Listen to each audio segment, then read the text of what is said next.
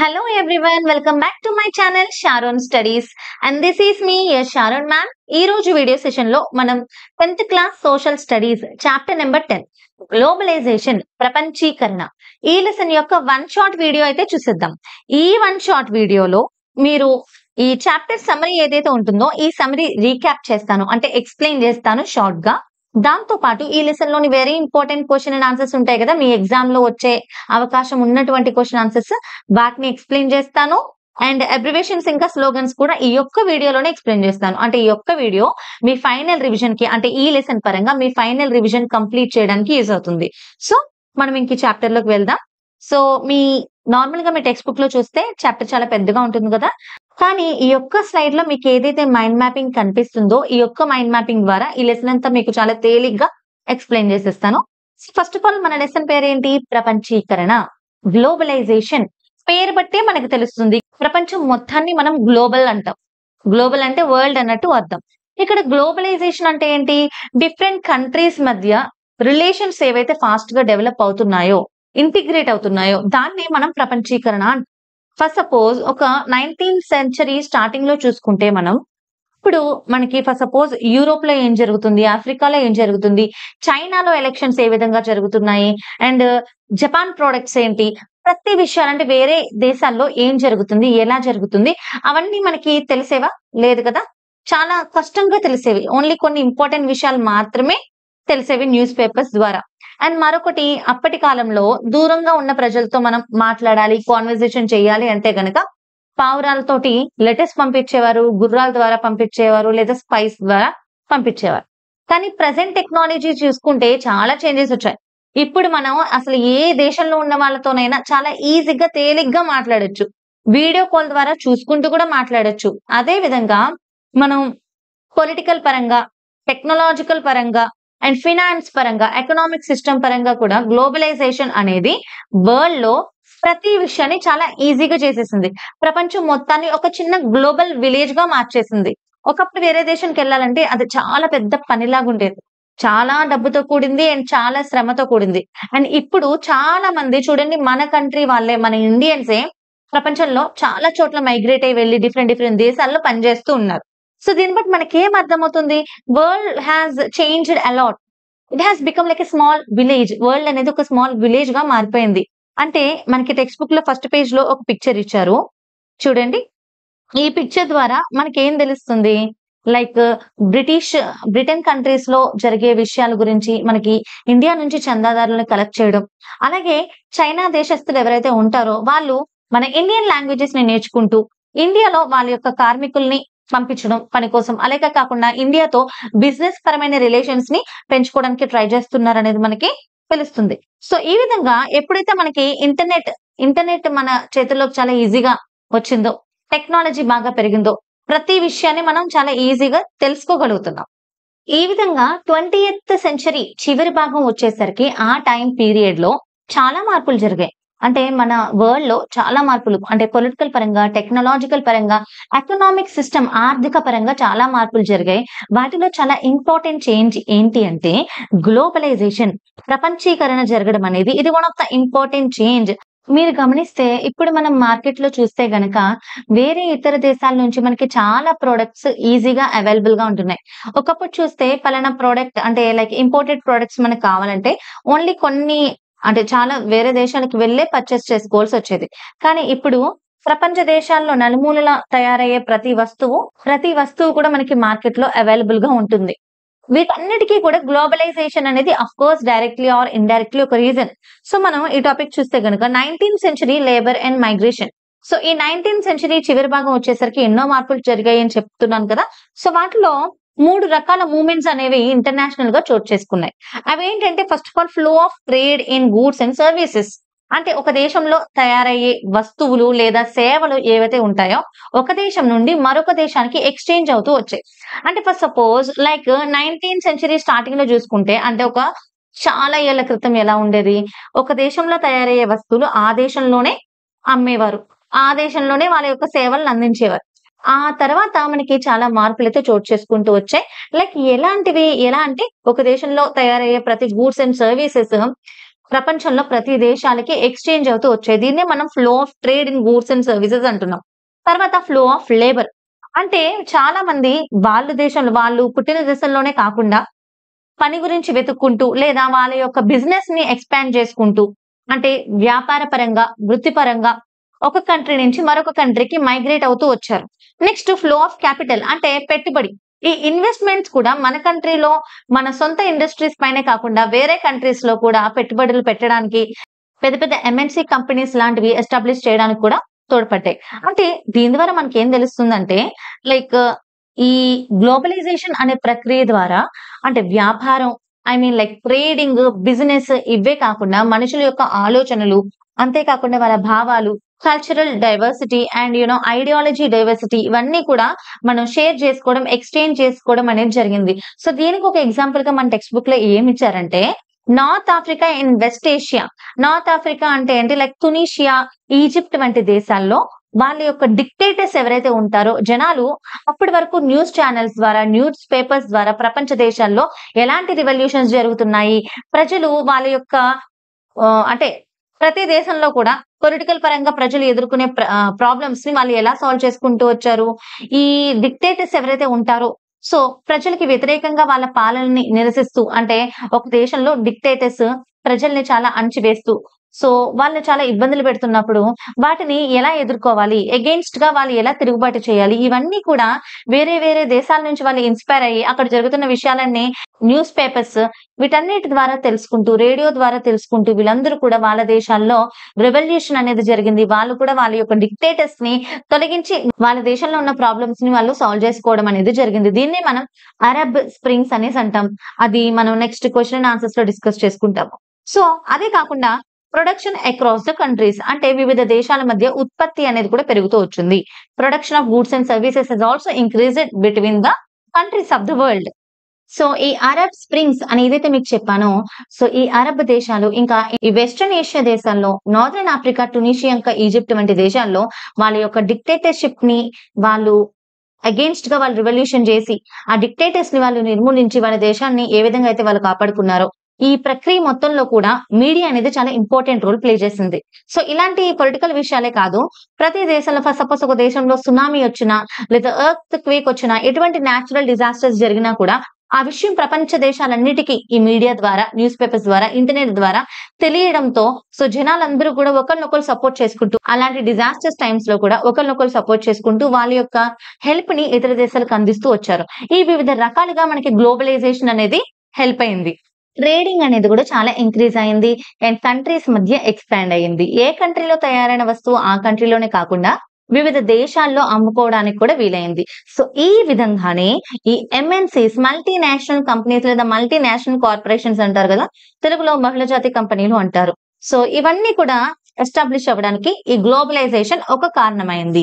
MNCs అంటే ఏంటి, ఒక దేశం కన్నా ఎక్కువ దేశాల్లో వాళ్ళ యొక్క బ్రాంచెస్ ని ఎస్టాబ్లిష్ చేసుకుంటూ వాళ్ళ యొక్క గూడ్స్ అండ్ సర్వీసెస్ ని ప్రొడ్యూస్ చేస్తే వాటినే మనం ఎంఎన్సీస్ అంటాం, మల్టీనేషనల్ కార్పొరేషన్స్ అంటాం.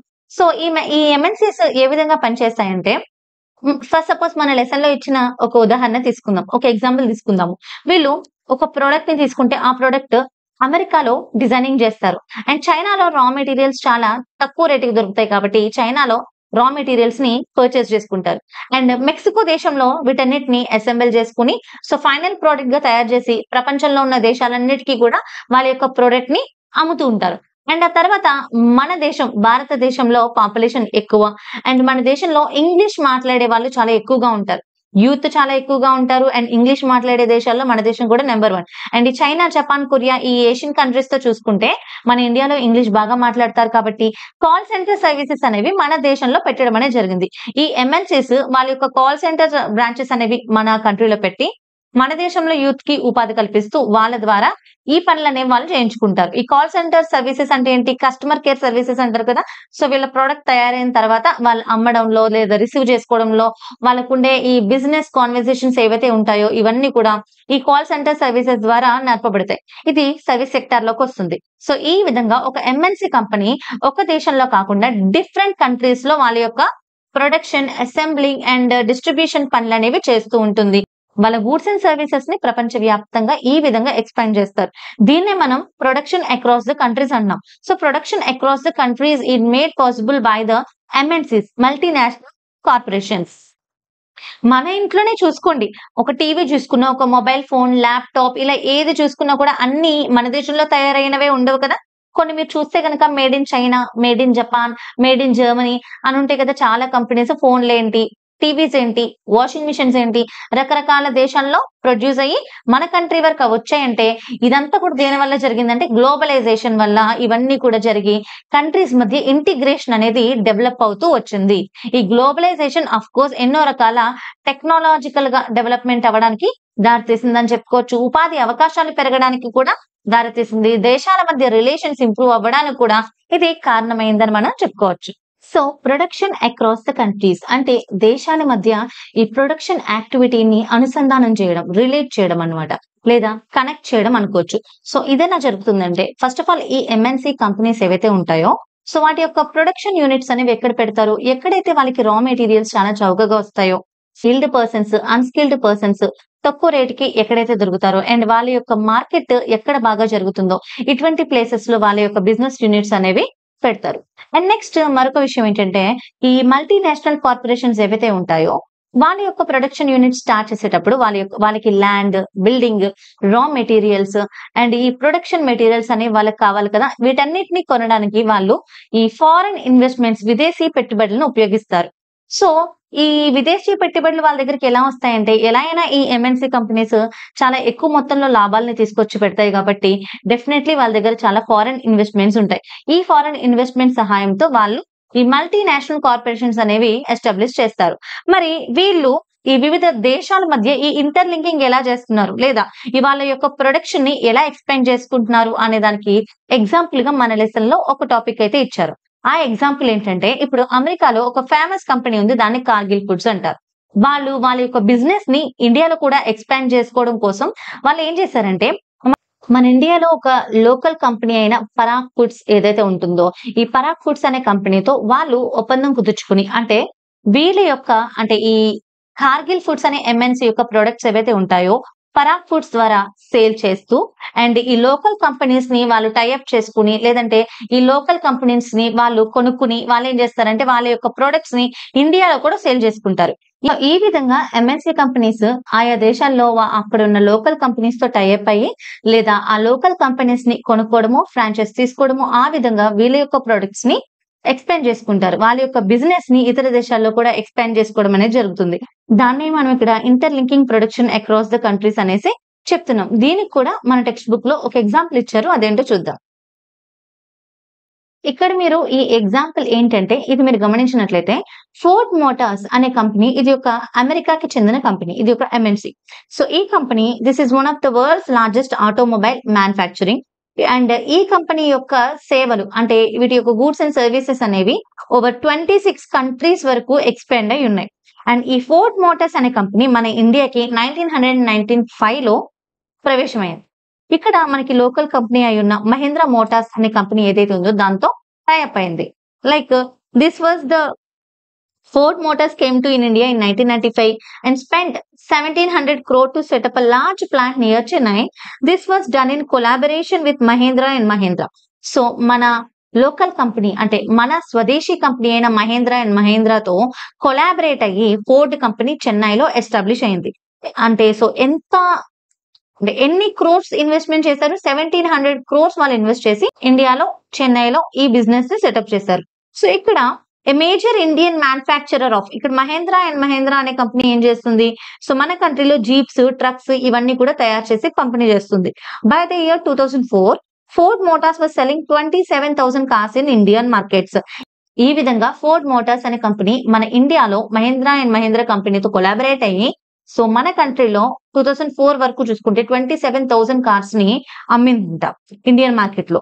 While 24,000 cars are exported from India. అంటే మన ఇండియాలో ఇండియన్ మార్కెట్ లో 27,000 కార్స్ అమ్ముడుపోతే అదే విధంగా మన ఇండియాలో తయారు చేయబడిన 24,000 కార్స్ ఇతర దేశాలకి కూడా ఎక్స్పోర్ట్ అయ్యాయి. ఇలా ఏ దేశాలకంటే India to South Africa, Mexico, Brazil ఈ దేశాలకి ఎక్స్పోర్ట్ అయ్యి ఇక్కడ కూడా వీళ్ళ యొక్క కంపెనీని వాళ్ళు విస్తరించుకోవడం అనేది జరిగింది.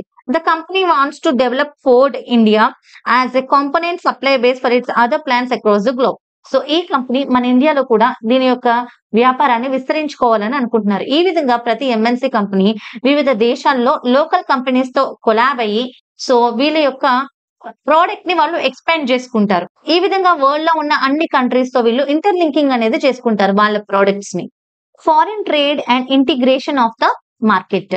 ఫారిన్ అంటే విదేశీ వాణిజ్యం, ట్రేడింగ్ అంటే మీకు తెలిసిందే కదా వ్యాపారం.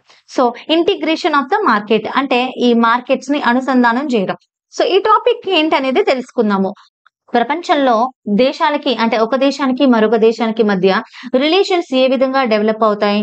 మెయిన్లీ వ్యాపారం, ట్రేడింగ్ ద్వారా డెవలప్ అవుతాయి. ప్రతి దేశానికి మరొక దేశంతో డెఫినెట్లీ అవసరం ఉంటుంది. ఎందుకంటే మనకు కావాల్సిన ప్రతి వస్తువు ఒకటే దేశంలో తయారవదు. మన దేశాల్లో వ్యవసాయం చాలా బాగా అభివృద్ధి చెందింది. అండ్ మరికొన్ని దేశాల్లో ఇతర వస్తువులు, ఈ ప్లాస్టిక్ వస్తువులు గాని, ఆటోమొబైల్స్ గాని, డిఫరెంట్ టైప్ ఆఫ్ థింగ్స్ వాళ్ళ దేశంలో బాగా ఎక్కువగా తయారవుతూ ఉంటాయి. మనకి కావాల్సిన వస్తువులు వేరే దేశాల నుండి, ఆ దేశాలకు కావాల్సిన వస్తువులు మన దేశం నుండి ఎక్స్చేంజ్ అవుతూ ఉండడం వల్ల మనకి ఇక్కడ వ్యాపారం అనేది చాలా బాగా డెవలప్ అవుతుంది. మన భారతదేశం చరిత్ర చూసుకుంటే కనుక మన ఇండియాలో చాలా మంది ఇతర కంట్రీస్ వాళ్ళు వ్యాపారం చేయడానికి అని చెప్పి వచ్చి మన కంట్రీలో చాలా ఏళ్ళు స్లేవరీగా చేసి, అంటే మన ఇండియన్స్ ని స్లేవరీగా చేసి మన ఇండియాలో రూల్ చేసిన విషయాలు కూడా మనం తెలుసుకున్నాం. లైక్ ఈస్ట్ ఇండియా కంపెనీ గురించి, ఫ్రెంచ్ కంపెనీస్ గురించి, వీటన్నిటి ద్వారా కూడా వ్యాపారం అనేది అంటే వ్యాపారంగా స్టార్ట్ అయిన ప్రతి దేశం వ్యాపారం పేరుతో వేరే దేశాలని ఎలా కాలనైజ్ చేసిందనే విషయాలు కూడా మనం తెలుసుకుందాం. అండ్ ప్రస్తుతం చూస్తే ఈ వివిధ దేశాలు వేరే దేశాల్లో వాళ్ళ వస్తువుల్ని అమ్మడం ద్వారా ఇంటర్నేషనల్ గా వాళ్ళ యొక్క ప్రోడక్ట్ ని ఎక్స్పాండ్ చేసుకోవడం అనేది స్టార్ట్ అవుతుంది. అండ్ మామూలుగా ఇంకొకటి చూసుకుంటే ఇదివరకు మన దేశంలో మన స్వదేశీ ఉత్పత్తులు ఎక్కువగా కనిపిస్తూ ఉండేవి. ఇప్పుడు మీరు చూసుకుంటే మనకి ఈ బొమ్మలు గాని లేదా ఇంట్లో వాడుకునే వస్తువులు గాని ఎక్కువగా మనం చైనా ప్రొడక్ట్స్ ని చూస్తూ ఉంటాం. ఈ చైనాలో ఉండే వ్యాపారస్తులు ఎవరైతే ఉంటారో తక్కువ ధరకి చాలా తక్కువ ఖర్చుతో వాళ్ళు కొన్ని ఐటమ్స్ అనేవి తయారు చేసి మన ఇండియా గాని వేరే ఇతర దేశాలకు గాని వాళ్ళ యొక్క ఐటమ్స్ ని వాళ్ళు ఎక్స్పోర్ట్ చేస్తూ ఉన్నారు. సో దానివల్ల ఏమవుతుంది, మన ఇండియన్ మార్కెట్ లో వాళ్ళ యొక్క ప్రొడక్ట్స్ కి కూడా డిమాండ్ అనేది పెరుగుతుంది. ఒకప్పుడు మన మార్కెట్ లో 70%, ఒకప్పుడు మన మార్కెట్ లో ఎక్కువగా మన దేశానికి సంబంధించిన వస్తువులు అమ్ముడుపోయేవి. ఇప్పుడు చూస్తే 70 to 80% చైనా యొక్క బొమ్మలు, అంటే బొమ్మల్ని మనం ఎగ్జాంపుల్ గా తీసుకుందాం. సో చైనా వాళ్ళ యొక్క వస్తువులు ఎక్కువగా సేల్ అవుతూ ఉంటున్నాయి. దీని వల్ల ఏమవుతుందంటే వన్ సైడ్ మనకి ఈ ఇంటర్నేషనల్ ఇంటర్లింకింగ్ అనేది పెరుగుతున్నప్పటికీ మరొక విధంగా చూస్తే గనక మన దేశంలో ఉత్పత్తి చేసే వ్యాపారస్తులు ఎవరైతే ఉంటారో వాళ్ళు డెఫినెట్లీ లాసెస్ అనేది చూడాల్సి వస్తుంది. So nextly MNCs and globalization, multinational corporations ఇంకా ప్రపంచీకరణ. ఈ ఎంఎన్సీస్ ప్రపంచీకరణ ఇంక్రీజ్ అవ్వడానికి ఏ విధంగా కారణమవుతుందో చూద్దాం. అండ్ ప్రస్తుతం వరల్డ్ లో గ్లోబలైజేషన్ అనే పదానికి మెయిన్ గా ఎంఎన్సీస్ అనేవి చాలా ఎఫెక్ట్ చూపిస్తున్నాయి, ప్రభావం చూపిస్తున్నాయి అని మనం తెలుసుకోవచ్చు. ఎలా అంటే ఈ మల్టీనేషనల్ కంపెనీస్ ప్రపంచం నలుమూలల ఎక్కడైతే వాళ్ళకి తక్కువ రేట్లలో వాళ్ళకి కావాల్సిన రా మెటీరియల్స్ దొరుకుతాయి, ఎక్కడ వాళ్ళకి మంచి డిమాండ్ ఉన్న మార్కెట్స్ ఉన్నాయి అని వెతుక్కుని డిఫరెంట్ కంట్రీస్ లో వాళ్ళ యొక్క ఎంఎన్సీస్ ని ఎస్టాబ్లిష్ చేసుకుని వాళ్ళ యొక్క వ్యాపారాన్ని విస్తరించుకుని సో ఎంతలా ఎదిగారు అంటే ఇప్పుడు మార్కెట్ లో ప్రోడక్ట్ కి దాని రేట్ నిర్ణయించడంలో గాని ప్రతి విషయంలో ఎంఎన్సీస్ వాళ్ళ కంట్రోల్లోకి ఈ మార్కెట్ అనేది తెచ్చుకున్నారు. సో అంతేకాకుండా ఈ గ్లోబలైజేషన్ ఇంక్రీజ్ అవ్వడానికి, దేశాల మధ్య సంబంధాలు డెవలప్ అవ్వడానికి కూడా ఎంఎన్సీస్ కారణం. ఎందుకంటే ఇప్పుడు ఫోర్డ్ కంపెనీనే మనం ఎగ్జాంపుల్ గా తీసుకున్నాం. మన కంట్రీలో వాళ్ళు ఎస్టాబ్లిష్ చేసి మన కంట్రీ వాళ్ళకి ఆ ఫోర్డ్ కార్స్ ని అమ్ముతూ అదే విధంగా ఇతర దేశాలకు కూడా వాటి యొక్క విడిభాగాల్ని ఎక్స్పోర్ట్ అనేది చేస్తున్నారు. ఈ విధంగా డిఫరెంట్ టైప్ ఆఫ్ జాబ్స్ అనేవి డెవలప్ అవుతున్నాయి. ఇంటర్లింకింగ్ ఆఫ్ ద ప్రొడక్షన్ అనేది కూడా ఇంక్రీజ్ అవుతుంది.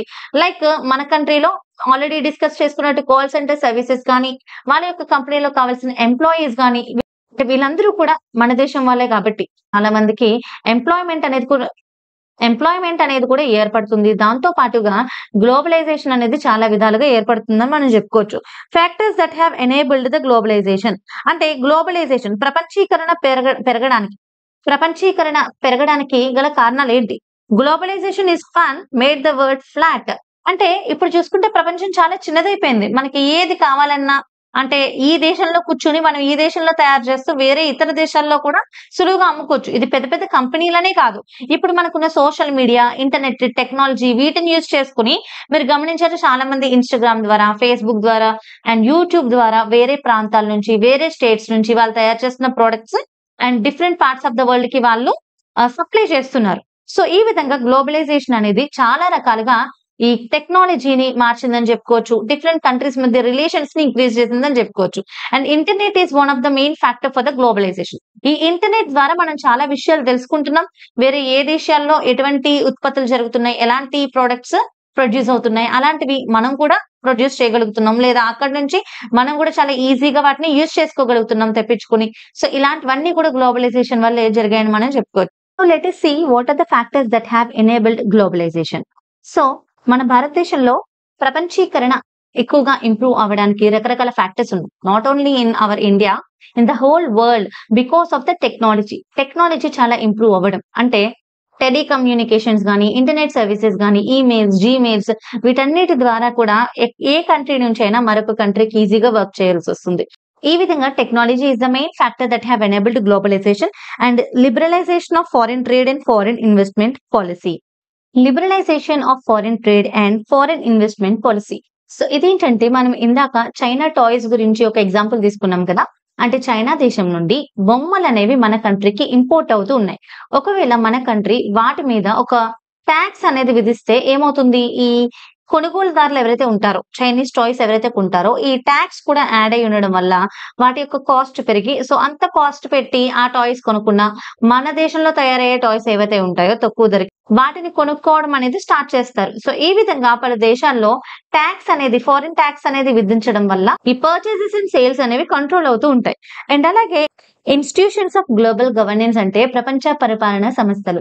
అంటే మన ప్రపంచంలో ఎక్కువ మెజారిటీ ఆఫ్ ద పాపులేషన్ కి సంబంధించి ఇంపార్టెంట్ డెసిషన్స్ గాని, ఇంపార్టెంట్ కీలకమైన విషయాలు ఏవైతే ఉంటాయో వాటన్నిటిని కూడా ఈ గ్లోబల్ ఇన్‌స్టిట్యూషన్స్ తీసుకుంటాయి. అండ్ దాంట్లో మెయిన్‌గా వచ్చేసి క్లైమేట్ చేంజ్. అంటే ఈ increase of globalization also leading to the increase of pollutions. అంటే ఈ వ్యాపారం అనేది ఇంక్రీజ్ అయ్యే కొద్దీ, ఈ ఇండస్ట్రియలైజేషన్ అనేది పెరిగే కొద్దీ మన ప్రపంచంలో పొల్యూషన్స్ అనేవి అంటే ఎన్విరాన్మెంట్ యొక్క డేంజర్ కూడా పెరుగుతూనే వస్తుంది. సో, దీనికి సంబంధించి కీలకమైన నిర్ణయాలన్నీ కూడా గ్లోబల్ ఇన్‌స్టిట్యూషన్స్ తీసుకుంటాయి. అండ్ దాంట్లో mainly world trade organizations. So, WTO అంటాం. సో, ప్రపంచంలో డిఫరెంట్ కంట్రీస్ మధ్య ఎన్నో రకాల ఈ ట్రేడింగ్ అనేది వ్యాపారం అనేది జరుగుతూ ఉంటుంది. సో, ఇవన్నీ కూడా చాలా స్వతంత్రంగా అండ్ అందరూ చాలా ఈక్వల్‌గా, స్వతంత్రంగా, స్వేచ్ఛగా వాళ్ళకి ఎటువంటి ఇబ్బందులు లేకుండా వాళ్ళ యొక్క డిఫరెంట్ కంట్రీస్ మధ్య ఈ ట్రేడింగ్ యాక్టివిటీస్ జరుపుకోవడానికి సో, దానికి తగిన రైట్స్, దానికి తగిన ప్రొవిజన్స్ అన్ని ప్రొవైడ్ చేసేది WTO.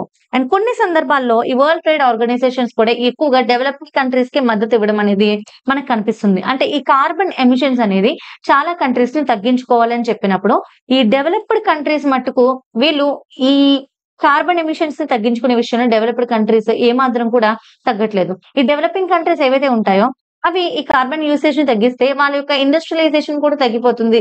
వాళ్ళ యొక్క ఎకనామిక్ డెవలప్‌మెంట్ కూడా తగ్గిపోతుందని ఈ డెవలపింగ్ కంట్రీస్ యొక్క ఆందోళన. సో, ఈ విషయంలో వరల్డ్ ట్రేడ్ ఆర్గనైజేషన్ ప్రపంచ దేశాలన్నిటికీ ఈక్వల్ అయిన ఒక సొల్యూషన్‌ని ప్రపంచ దేశాలన్నిటికీ కూడా ఒకటే విధమైన ఈ కాషన్ అనేది ఇవ్వాల్సి ఉంటుంది. అంటే మన దేశం యొక్క లేదా మన ప్రపంచం యొక్క ఈ ఎన్విరాన్మెంటల్ సేఫ్టీని కూడా దృష్టిలో పెట్టుకొని ఈ ఇండస్ట్రియలైజేషన్ అనేది ముందుకు సాగాలి.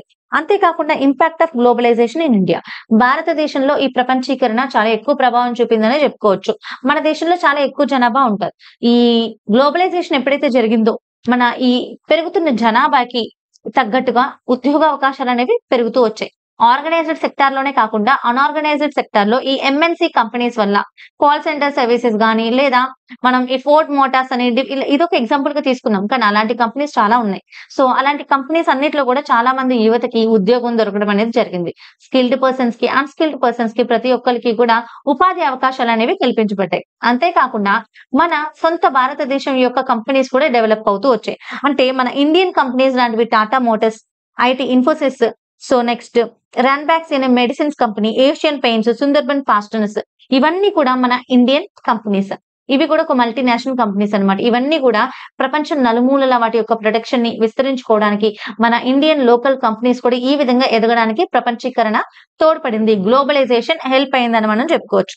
Small producers compete or perish. అంటే ఈ ఎంఎన్సీస్ ఫ్లో లేదా ఈ ఎంఎన్సీస్ యొక్క కాంపిటీషన్ ఏదైతే ఉందో దీనివల్ల చిన్న చిన్న ప్రొడ్యూసర్స్ అంటే తక్కువ మొత్తంలో ప్రొడ్యూస్ చేసే వ్యాపారవేత్తలు ఉంటారు కదా, వాళ్ళ యొక్క ఉనికి అనేది లేకుండా పోతుందని మనం చెప్పుకోవచ్చు. చెప్పులు తయారు చేసే వాళ్ళు ఉంటారు, లేదా క్లోతింగ్ బిజినెస్ ఉన్న వాళ్ళు ఉంటారు. వీళ్ళందరూ కూడా ఎంఎన్సీస్ తో కంపీట్ చేయలేకపోతున్నారనమాట. ఎంఎన్సీ కంపెనీస్ చాలా పెద్ద మొత్తంలో వీళ్ళకంటే కొంచెం తక్కువ ధరలో అండ్ వాళ్ళకి ఎక్కడైతే ఎక్కువగా మార్కెట్ ఉంటుందో అలాంటి ప్లేసెస్, రా మెటీరియల్స్ తక్కువగా దొరికే ప్లేసెస్ లో వాళ్ళ యొక్క యూనిట్స్ అనేది ఎస్టాబ్లిష్ చేసుకుని ప్రొడ్యూస్ చేయడం వల్ల ఈ చిన్న ప్రొడ్యూసర్స్ కి చాలా నష్టం అనేది చేకూరుతుంది. దీనికి మన లెసన్ లో రవి అనే తమిళనాడుకు చెందిన ఒక పర్సన్ గురించి ఎగ్జాంపుల్ చూసుకున్నాం. అతను కెపాసిటీస్ ని తయారు చేస్తూ ఉంటాడు, టెలివిజన్ కంపెనీస్ కి అమ్ముతూ ఉంటాడు. కానీ ఎప్పుడైతే ఎంఎన్సీ కంపెనీస్ మన కంట్రీలో ఎస్టాబ్లిష్ అయ్యి మన కంట్రీలో ఉన్న టెలివిజన్ కంపెనీస్ అన్ని కూడా ఈ ఎంఎన్సీ కంపెనీస్ కి లైక్ ఈ వస్తువులన్నీ కూడా అంటే అసెంబ్లింగ్ చేసే ప్లేసెస్ గా మారాయో, ఈ రవి యొక్క కెపాసిటీస్ బిజినెస్ అనేది చాలా తగ్గిపోయింది. అంటే ఈ ఎగ్జాంపుల్ ద్వారా మనకి ఏం అర్థమవుతుందంటే స్మాల్ ప్రొడ్యూసర్స్ అందరూ కూడా ఈ ఎంఎన్సీస్ తో పోటీ పడలేకపోతున్నారు. ఐదర్ వాళ్ళు వాళ్ళ యొక్క లాసెస్ లోకి వెళ్ళిపోతున్నారు, లేదంటే అంతరించిపోతున్నారు. Small industries, small scale manufacturing units అనేవి కనపడకుండా పోతున్నాయని మనం చెప్పుకోవచ్చు. The struggle for a fair globalisation. ప్రపంచీకరణ మన హ్యూమన్ డెవలప్మెంట్ కి చాలా important. Globalisation is very important for the growth of humans. వ్యాపార పరంగా గానీ, వైద్య పరంగా గానీ, టెక్నాలజీ పరంగా గానీ, లేదా ఎంటర్టైన్మెంట్ పరంగా గానీ గ్లోబలైజేషన్ అనేది చాలా మంచి మంచి మార్పుల్ని తీసుకొస్తుంది ఒక రకంగా. అంటే ఫస్ట్ సపోజ్ చూడండి, ఇది వరకు మనం ఎక్కువగా మన దేశంలో ఉండే సినిమాలు, మన తెలుగు వాళ్ళైతే తెలుగు సినిమాలు, హిందీ వాళ్ళైతే హిందీ సినిమాలు అవే చూసేవాళ్ళం. ఫిల్మ్ ఇండస్ట్రీ కూడా సో అక్కడి వరకే పరిమితమై ఉండేది. ఇప్పుడు మనం పాన్ ఇండియా, పాన్ వరల్డ్ అని కూడా చూస్తున్నాం. అంటే ఎక్కడో అమెరికన్ కంట్రీస్ వాళ్ళు తయారు చేసే మూవీస్ గానీ, మన ఇండియన్ మూవీస్ గానీ, ఈవెన్ మన ఇండియన్ మూవీస్ కూడా ప్రపంచం మొత్తం ఆదరణ పొందుతున్నాయి. ఇక్కడ మూవీస్ అంటే ఒక ఎంటర్టైన్మెంట్ పరంగానే కాదు, ఆ మూవీలో కూడా చాలా మంది ఎంప్లాయ్మెంట్ పొందుతారు కదా. సో వాళ్ళు కూడా ఈ గ్లోబల్ పరంగా అంటే లైక్ ప్రపంచం మొత్తంగా వాళ్ళు గుర్తింపు అనేది పొందుతున్నారు. సో గ్లోబలైజేషన్ ఓన్లీ ఎంటర్టైన్మెంట్ రంగం కాదు, మెడిసిన్ రంగం కాదు, ట్రేడింగ్ అంటే వ్యాపారంలోనే కాదు, రకరకాలుగా జనాల్లో ఒక డెవలప్మెంట్ ని తీసుకొస్తుంది. కంట్రీస్ మధ్య రిలేషన్స్ ని, ఈ ప్రొడక్షన్స్ మధ్య ఇంటర్లింకింగ్ ని ఇంక్రీజ్ చేస్తుంది.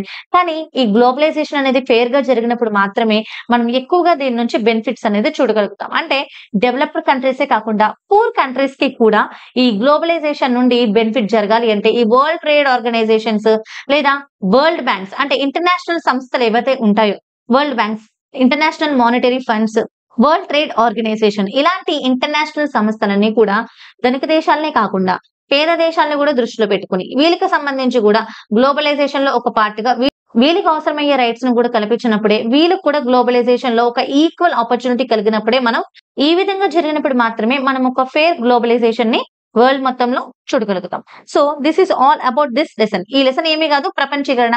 గ్లోబలైజేషన్ అంటే ఏంటి, ప్రపంచంలో ఏ మార్పులు జరుగుతున్నాయి, టెక్నాలజీ ఏ విధమైన మార్పులను తీసుకొస్తుంది, దానివల్ల వ్యాపార పరంగా డిఫరెంట్ కంట్రీస్ ఏ స్ట్రగుల్స్ ని ఎదుర్కొంటున్నారు, ఏ విధంగా ఈ వ్యాపారం అనేది డెవలప్ అవుతున్నాయి, ఎంఎన్సీ కంపెనీస్ అంటే ఏంటి, వరల్డ్ ట్రేడ్ ఆర్గనైజేషన్ అంటే ఏంటి, ఈ లెసన్ లో మనం తెలుసుకున్నాం. ఇప్పుడు ఈ లెసన్ కి సంబంధించి very important question and answers ఏమేమి ఉన్నాయో చూద్దాం.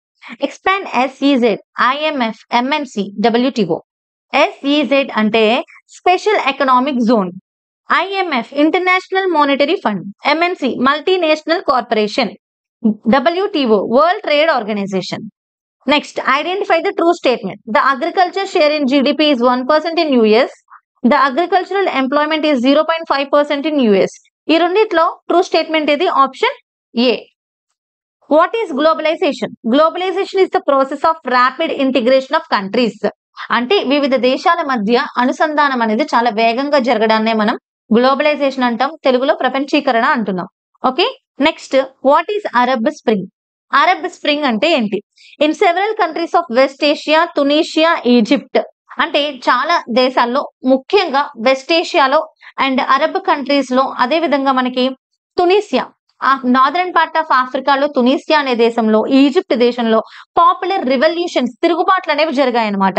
దేవర్ started to approve the dictators. ఈ తిరుగుబాటు, ఈ రివల్యూషన్ అనేది ఎందుకు జరిగిందంటే వాళ్ళ దేశంలో డిక్టేటర్స్ అంటారు కదా, ఇప్పుడు నార్త్ కొరియాలో కిమ్ ఎలా ఉన్నారు డిక్టేటర్, ఒకప్పుడు హిట్లర్ ఎలా ఉన్నారు డిక్టేటర్. సో ఇలాంటి బ్యాడ్ డిక్టేటర్స్ వల్ల ప్రతి దేశంలో చాలా నష్టం అనేది కలుగుతుంది. సో ఈ దేశాల్లో కూడా డిక్టేటర్షిప్ వల్ల ఈ దేశంలో ప్రజలు ఎన్నో ఇబ్బందులకి గురయ్యేవారు. సో ఈ పెరుగుతున్న టెక్నాలజీ వలన, ఈ మీడియా వలన, న్యూస్ పేపర్స్ వలన, రేడియో వలన, ఇంటర్నెట్ వలన ఇక్కడ ఉండే ప్రజలకి వివిధ దేశాల్లో ప్రజలు వాళ్ళు స్వతంత్రాన్ని ఎలా తెచ్చుకున్నారు, డిక్టేటర్షిప్ నుంచి వాళ్ళు ఎలా ఫ్రీడమ్ ని పొందుకున్నారు, వాళ్ళు ఎలా జీవిస్తున్నారు అనే విషయాలు తెలుసుకుని వాటి నుంచి ఇన్స్పైర్ అయ్యి వీళ్ళు కూడా వాళ్ళ కంట్రీలో ఉన్న డిక్టేటర్షిప్ ని తొలగించుకోగలిగారు. వీటినే మనం అరబ్ స్ప్రింగ్ అంటున్నాం. This was called Arab spring in the media. మీడియాలో ఈ విషయాల్ని అరబ్ స్ప్రింగ్ అనేసి అంటారు. What are trade barriers? Trade barriers అంటే ఏంటి? Some restrictions have been set up by the government on foreign trade. Foreign trade అంటే విదేశీ వాణిజ్యం. ఫారెన్ ట్రేడ్ అంటే విదేశీ వాణిజ్యం అంటే వేరే దేశాల నుండి మన దేశాల మధ్య జరిగే ఈ వ్యాపార సంబంధాలనే మనం ఫారెన్ ట్రేడింగ్ అంటాం. సో ఈ ఫారెన్ ట్రేడింగ్ మధ్య అంటే ఈ ఫారెన్ ట్రేడ్స్ పైన మన గవర్నమెంట్ చాలా రిస్ట్రిక్షన్స్ అనేవి పెడుతుంది. సో వీటినే మనం ట్రేడ్ బ్యారియర్స్ అంటాం. It can be tax on the exports and imports. మన దేశం నుండి వేరే దేశానికి వస్తువుల్ని ప్రొడ్యూస్ చేస్తే దాన్ని ఎక్స్పోర్ట్స్ అంటాం. వేరే దేశాల నుంచి మన దేశానికి తెప్పించుకుని ఇక్కడ అమ్మితే వాటిని ఇంపోర్ట్స్ అంటాం. సో ఈ ఎక్స్పోర్ట్స్ పైన, ఇంపోర్ట్స్ పైన ట్యాక్స్ అనేది మన గవర్నమెంట్ విధిస్తుంది. దాన్నే మనం ట్రేడ్ బ్యారియర్స్ అంటాం. Next, what is foreign investment? Foreign investment అంటే ఏంటి? విదేశీ పెట్టుబడులు అంటే ఏంటి? Investment made by MNCs on factors of production is called foreign investment. అంటే ఈ ఎంఎన్సీ మల్టీనేషనల్ కార్పొరేషన్స్ ఏవైతే ఉన్నాయో, సో ప్రొడక్షన్ పైన అవి చేసే ఇన్వెస్ట్మెంట్, వాళ్ళు ఈ కంపెనీ వాళ్ళు పెట్టే పెట్టుబడులనే మనం ఫారిన్ ఇన్వెస్ట్మెంట్స్ అంటాం. Give examples of Indian MNCs. మన భారతదేశంలో ఉన్న మల్టీనేషనల్ కార్పొరేషన్స్ ఏవి, దానికి సంబంధించి ఎగ్జాంపుల్స్ ఇవ్వండి అంటున్నారు. Tata motors automobiles, Infosys IT sector, Ranbaxy medicines, Asian paints, Sundaram fasteners, nuts and bolts. So these are the examples of Indian MNCs. What is liberalisation? Liberalisation అంటే ఏంటి? Removing of barriers or restrictions set up by the government is called liberalisation.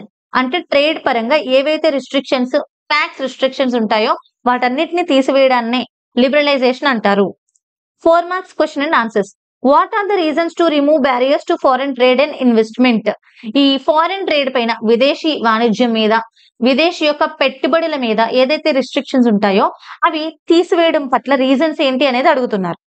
After independence it had put barriers to foreign trade and foreign investment because to protect the producers with in the country from the foreign competition. మన దేశం వేరే దేశాల యొక్క products ఏవైతే మన దేశంలోకి వస్తాయో వాటిని ఇంపోర్ట్స్ అంటాం. ఈ ఇంపోర్ట్స్ పైన ట్యాక్స్ విధించడం, మన దేశం నుంచి బయట దేశానికి వెళ్లే ఎక్స్పోర్ట్స్ మీద ట్యాక్స్ విధించడం, ఇలాంటి ట్యాక్స్ రిస్ట్రిక్షన్స్ ఉండడం వల్ల ఏంటంటే మన సొంత కంట్రీ నుంచి ఉండే ప్రొడ్యూసర్స్ ఎవరైతే ఉంటారో వాళ్ళు నష్టపోకుండా ఉంటారు. Industries were just coming up with foreign competition, they may not survive. అంటే మన సొంత కంపెనీలో, అంటే మన స్వదేశీ, అంటే మన లోకల్ ఇండస్ట్రీస్, లోకల్ ప్రొడ్యూసర్స్ ఎవరైతే ఉంటారో ఈ గ్లోబలైజేషన్ అనే ప్రక్రియలో ఈ ఎంఎన్సీస్ తో, ఈ ఫారెన్ కంపెనీస్ తో వాళ్ళు పోటీ పడలేక నష్టాన్ని చూడాల్సి వస్తుంది. అందుకే ప్రభుత్వం కొన్ని ట్రేడ్ బ్యారియర్స్ అనేవి పెట్టిందనమాట. ఓకేనా? ఇవన్నీ ఎప్పుడు జరిగాయి? మన దేశానికి ఇండిపెండెన్స్ వచ్చిన తర్వాత ఈ రకమైన ట్రేడ్ బ్యారియర్స్ అనేవి మన గవర్నమెంట్ పెట్టడం జరిగింది. So and because of tax prices of those goods become high, our goods will prosper. So మన గవర్నమెంట్ ఈ ఇంపోర్టెడ్ గూడ్స్ మీద ఇటువంటి ట్యాక్స్ రెస్ట్రిక్షన్స్ అనేవి పెట్టడం వల్ల ఏమవుతుంది, ఆ గూడ్స్ యొక్క ప్రైస్ అనేది ఎక్కువ పెరుగుతుంది. సో జనాలు చాలా మంది అవి కొనడం, అంటే ఎక్కువ మంది ప్రజలు వాటిని కొనకుండా ఉంటారు. కొంతమంది మన కంట్రీ గూడ్స్ ఎఫోర్డ్ చేయలేని వాళ్ళు మన కంట్రీ గూడ్స్ తక్కువ ధరలో లభించే వాటిని కూడా కొంటారని చెప్పేసి, అండ్ మన కంట్రీలో ఉన్న ప్రొడ్యూసర్స్ కూడా నష్టపోకుండా ఉంటారని చెప్పేసి ఇటువంటి ట్రేడ్ బ్యారియర్స్ అనేవి పెట్టడం జరిగింది. Tax on imports is the barrier. So ఈ విధంగా ఇంపోర్టెడ్ గూడ్స్ మీద ఉండే ట్యాక్స్ అనేది ఒక బ్యారియర్ గా, ఒక అడ్డుగా ఉండింది. Around 1991, Indian government decided that the time had come for the foreign competition. So 1991 లో ఇండియా ఏం డిసైడ్ అయిందంటే, మనం ట్యాక్స్ రెస్ట్రిక్షన్స్ ఎక్కువగా పెట్టడం వల్ల ఏమవుతుందంటే, సో ఈ ఎంఎన్సీస్ కి ఈ ఫారిన్ గూడ్స్ మీద ట్రేడ్ బ్యారియర్స్ ఎక్కువగా వాళ్ళు ఎక్కువగా ట్రేడ్ బ్యారియర్స్ ని ఎక్స్పీరియన్స్ చేయాల్సి వస్తుంది. దాని ద్వారా మనకి ఈ ఎంఎన్సి ప్రొడక్ట్స్ ఫ్లో కూడా తగ్గిపోవడం జరుగుతుంది. సో ఎలా అయినా సరే ఈ ఎంఎన్సిస్ యొక్క కాంపిటీషన్ మన దేశస్తులు కూడా పోటీ పడక తప్పదు. వాళ్ళ కాంపిటీషన్ ని ఫేస్ చేయాలి. ఎందుకంటే కొన్ని ఎకనామిక్ ఫ్యాక్టర్స్ వల్ల ఈ ట్రేడ్ బ్యారియర్స్ ని మన గవర్నమెంట్ రిమూవ్ చేయడం అనేది జరిగింది. It believed competition would improve our goods quality. ఎందుకు ఈ విధంగా చేశారంటే, ఈ విధమైన ఫారెన్ ట్రేడ్ కాంపిటీషన్ ఉండడం వల్ల మన సొంత కంట్రీలో మన లోకల్ కంపెనీస్ కూడా వాళ్ళకన్నా ఇంకాస్త మంచి క్వాలిటీతో గూడ్స్ ని ప్రొడ్యూస్ చేయడం అనేది జరుగుతుంది. ఈ విధమైన ఆలోచనతో వీళ్ళు ట్రేడ్ బ్యారియర్స్ ని రిమూవ్ చేయడం జరిగింది. So it wish to remove these barriers. Next question, the impact of globalization had not been uniform. Comment. Nowadays the market connecting the whole world. Can you support this statement or not? So ఈ question ఏంటంటే, globalization యొక్క ప్రభావం ప్రపంచ దేశాలన్నిటి మీద uniform గా అంటే equal గా లేదు. ఓన్లీ డెవలప్డ్ కంట్రీస్ అంటే కొన్ని సెట్ ఆఫ్ కంట్రీస్ కి గ్లోబలైజేషన్ ఎఫెక్ట్ లేదా దాని యొక్క బెనిఫిట్స్ ఎక్కువగా కనిపిస్తున్నాయి. కొన్ని కంట్రీస్ కి దాని యొక్క బెనిఫిట్స్ అనేవి కనిపించట్లేదు అని ఈ క్వశ్చన్ అర్థం. దీని పట్ల మన ఆన్సర్ ఏంటి అనేది కమెంట్ చేయాలి. The impact of globalization has not been uniform in India. మన భారతదేశంలో ప్రపంచీకరణ గ్లోబలైజేషన్ యొక్క ప్రభావం ప్రతి చోట సమానంగా లేదు. It is advantageous to well-off section in the urban areas. They enjoyed improved quality and lower prices of several products. Industries like cell phone, automobiles, electronics, soft drinks, fast food, banking and urban areas are developed. అంటే మన కంట్రీలో ఈ MNC companies వల్ల వచ్చే products కానివ్వండి, ఈ globalisation వల్ల కానివ్వండి, ఎక్కువగా బెనిఫిట్ అనేది అర్బన్ ఏరియాస్ లో జరిగింది అంటున్నారు. అంటే ఈ అర్బన్ ఏరియాస్ లో ఉన్న వాళ్ళు ఎవరైతే ఉన్నారో, పట్టణాల్లో ఉన్న వాళ్ళు ఎవరైతే ఉన్నారో, ఎక్కువ డబ్బులు ఖర్చు పెట్టగలిగే సామర్థ్యం ఉన్న వాళ్ళు ఎవరైతే ఉన్నారో వాళ్ళే దీన్ని ఎక్కువగా యూజ్ చేసుకోగలిగారు గ్రామీణ ప్రాంతంలో వాళ్ళకన్నా. సో ఈ సెల్ ఫోన్ ఇండస్ట్రీస్ కానివ్వండి, ఆటోమొబైల్స్ కానివ్వండి, ఎలక్ట్రానిక్స్, సాఫ్ట్ డ్రింక్స్ వీళ్ళందరూ కూడా అర్బన్ ఏరియాస్ లో ఉన్న వాళ్ళే ఎక్కువగా డెవలప్ అయ్యారని కనిపిస్తుంది. Several top Indian companies benefit from increased competition. ఈ కాంపిటీషన్ ఇంక్రీజ్ అవడం వల్ల మన ఇండియాలో నెంబర్ 1 కంపెనీస్ ఏవైతే ఉంటారో వాళ్ళే ఎక్కువగా లాభాన్ని పొందగలుగుతున్నారు. So some large Indian companies emerged as MNCs. అంటే నెంబర్ 1 పొజిషన్ లో ఉన్న పెద్ద పెద్ద ధనిక కంపెనీస్ ఏవైతే ఉన్నాయో వాళ్ళు ఎక్కువగా బెనిఫిట్ అవుతున్నారు. సో వాళ్ళు ఇంకా వాళ్ళ కంపెనీని ఎక్స్పాండ్ చేసుకున్నారు. వాళ్ళు కూడా ఎంఎన్సీస్ గా ఎస్టాబ్లిష్ చేసుకోగలిగారు. అంటే మన కంట్రీలో లోకల్ కంపెనీస్ కూడా బాగా ఎదిగి ఇతర దేశాల్లో కూడా వాళ్ళ యొక్క బ్రాంచెస్ ని, వాళ్ళ యొక్క ప్రొడక్షన్ ని ఎక్స్పాండ్ చేయడం అనేది జరిగింది. అంటే వీళ్ళు కూడా ఎంఎన్సీస్ గా అవతరించడం అనేది జరిగింది. Wide opportunities for IT, data entry, accounting etcetera fields. అంటే ఐటీ సెక్టార్ లో సర్వీస్ సెక్టార్ లో ఎక్కువగా డేటా ఎంట్రీ వర్క్స్ లో, అకౌంటింగ్ వర్క్స్ లో ఎక్కువగా ఉపాధి అవకాశాలు, జాబ్ ఆపర్చునిటీస్ అనేవి పెరిగాయి. ఇది ఒక మంచి విషయమే. Thousands of small producer closed their units and met losses. అంటే దీనివల్ల ఓన్లీ కొంతమందికి మాత్రమే లాభం జరిగింది. ప్రతి ఒక్కరికి ఈక్వల్ ఇంపాక్ట్ అనేది కనపడట్లేదు. ఎందుకంటే చాలా మంది చిన్న చిన్న వ్యాపారులు, స్మాల్ ప్రొడ్యూసర్స్, చిన్న చిన్న మ్యానుఫ్యాక్చరింగ్ యూనిట్స్ ఏవైతే ఉన్నాయో ఈ ఎంఎన్సిస్ యొక్క కాంపిటీషన్, ఈ ఫారిన్ ప్రొడక్ట్స్ యొక్క కాంపిటీషన్ తట్టుకోలేక చాలా కంపెనీస్ మూతపడ్డాయంట మన లోకల్ స్మాల్ ప్రొడ్యూసర్స్. సో మూతపడ్డాయి లేదా చాలా నష్టాలను వాళ్ళు చూడాల్సి వచ్చింది. Many employees lost their employment and workers saw their right eroded. చాలా మంది ఎంప్లాయీస్ వాళ్ళ ఉద్యోగాన్ని కోల్పోయారు. టెక్నాలజీ పెరగడం, మెషినరీస్ తో వర్క్ ఎక్కువగా జరగడం వల్ల, సో 10 మంది చేసే పని ఒక మెషిన్ చేయగలుగుతుంది టెక్నాలజీ వల్ల. ఇది కూడా గ్లోబలైజేషనే కారణం అని చెప్పుకోవచ్చు. సో ఇలాంటి విషయాల వల్ల వర్కర్స్ చాలా చోట వాళ్ళ పని కోల్పోయారు.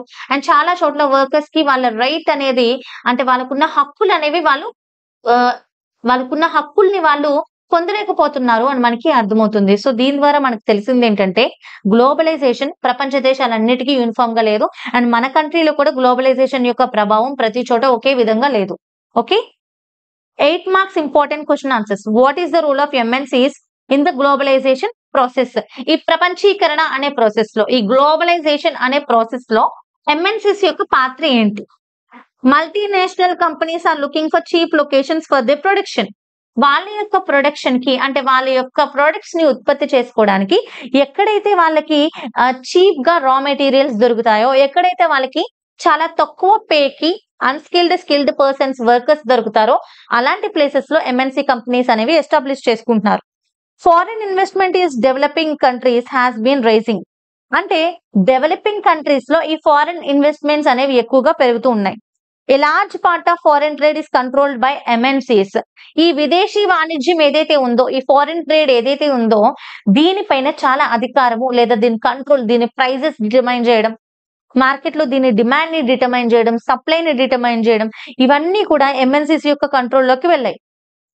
More and more goods and services, investments and technology are moving between countries. అంటే చాలా గూడ్స్, సర్వీసెస్ అంటే ప్రోడక్ట్స్ అండ్ సేవలు ఇవన్నీ కూడా, టెక్నాలజీస్, పెట్టుబడులు అంటే ఇన్వెస్ట్మెంట్స్ ఇవన్నీ కూడా దేశాల మధ్య బాగా విస్తరించాయి, ఎక్స్పాండ్ అవుతూ వెళ్ళాయి. MNCs bring not only their products to a country but also new business policies and cultures. ఈ MNCs మన కంట్రీకి వాళ్ళ యొక్క ప్రొడక్ట్స్ నే కాదు, వాళ్ళ కంట్రీకి సంబంధించిన కల్చర్స్ ని అండ్ వాళ్ళ కంట్రీకి సంబంధించిన బిజినెస్ పాలసీస్ ని కూడా తీసుకొస్తూ వచ్చారు. Most regions of the world are in closer contact with each other than a few decades back by MNC. This MNCs are playing a major role in the globalization process. ప్రపంచంలో చాలా దేశాల్లో, చాలా regions లో ఈ MNCs అనేవి ఎక్కువగా కంట్రోల్లోకి అంటే ఈ బిజినెస్ యాక్టివిటీస్ అన్ని కూడా ఎంఎన్సీ గ్రూప్ లో ఉండడం వల్ల చాలా చోట్ల మనకి ఎంఎన్సీస్ అనేవి ప్రధాన పాత్ర పోషిస్తున్నాయి అనేది మనకి తెలిసింది. MNCs are helping in increasing competitiveness among native companies. ఈ ఎంఎన్సీస్ వల్ల ప్రతి దేశంలో నేటివ్ కంపెనీస్ అంటే ఆ దేశం యొక్క లోకల్ కంపెనీస్ కి కాంపిటీషన్ పెరగడం అనేది స్టార్ట్ అయింది. వీళ్ళు కూడా మంచి ప్రొడక్ట్స్ ని డెలివర్ చేయడం, మంచి ప్రొడక్ట్స్ ని ప్రొడ్యూస్ చేయడం అనేది స్టార్ట్ అయింది. Latest models of vehicles in different countries are introduced by MNC in the globalization process. ఈ గ్లోబలైజేషన్ ప్రాసెస్ లో ఈ MNCs డిఫరెంట్ కంట్రీస్ లో లేటెస్ట్ టెక్నాలజీ వాడి లేటెస్ట్ వెహికల్స్ అనేవి తీసుకొస్తున్నారు. అండ్ వాళ్ళకి దీటుగా, వాళ్ళకి పోటీగా మన లోకల్ కంపెనీస్ కూడా డిఫరెంట్ ఇన్నోవేటివ్ టెక్నాలజీతో, మంచి క్వాలిటీతో డిఫరెంట్ ప్రోడక్ట్స్ ని తీసుకురావడం అనేది జరిగింది. సో ఈ విధమైన ఇంపాక్ట్స్ అనేవి ఎంఎన్సీస్ వల్ల వివిధ దేశాల్లో మనం చూడగలుగుతున్నాం. ఈ విధంగా ఈ మల్టీనేషనల్ కార్పొరేషన్స్ గ్లోబలైజేషన్ కి చాలా ప్రభావితం చేశాయి. నెక్స్ట్ అబ్రివేషన్స్ ఏమేమి ఉన్నాయి ఈ లెసన్ లో? SEZ special economic zone, IMF international monetary fund, MNC multinational corporation, WTO world trade organization, IT information technology, IBRD international bank for reconstruction and development, IDA international development association, WB world bank. Next slogans on impact of globalization. Globalization make the whole world a village. Globalization business liberation. Boon to industrialists, burden to small producers. Multinational companies, global economies. ఇవి few slogans. ఇవి కూడా బాగా నేర్చుకోండి. మీ exam point of వ్యూలో నేను provide చేసిన important answers, abbreviations, ఈ slogans చాలా యూజ్ అవుతాయి. ఈ వీడియో మీకు నచ్చితే లైక్ చేయండి, షేర్ చేయండి, కామెంట్ చేయండి, మీ ఫ్రెండ్స్ కి తప్పకుండా షేర్ చేయండి. మన ఛానల్ సబ్స్క్రైబ్ చేసుకోండి. And by by. Thank you for watching.